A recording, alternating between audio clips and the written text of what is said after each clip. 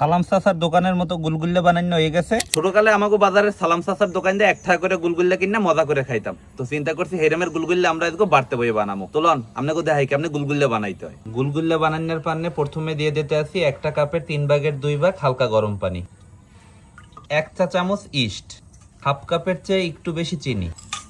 এখন এই চিনি আর ইস্ট একলগে ভালো মতো মেয়াইতে হইবে। মেয়াইনে হয়ে গেছে। এখন এক চালনির উপরে দিয়ে দিতে আসি 2 কাপ আদা, 1 চা চামচ বেকিং সোডা, হাফ চা চামচ নুন। এখন ভালো মতো চালতে হইবে।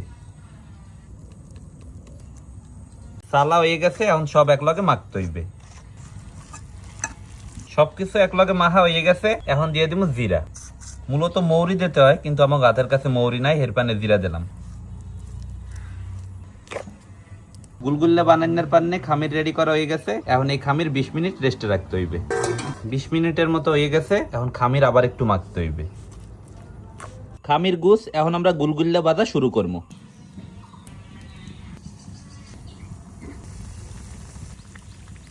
গুলগুল্লা প্রথম খোলা বাজা হয়ে গেছে।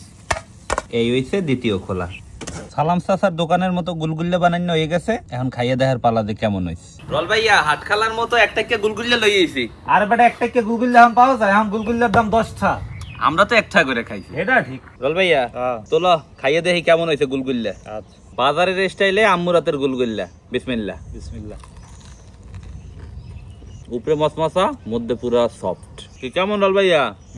অনেক মজা। আসলে দারুণ হয়েছে। তো আপনারা কারা কারা ছোটকালে এরমে গুলগুল্লা খাইতেন জানাতে কিন্তু বললেন না।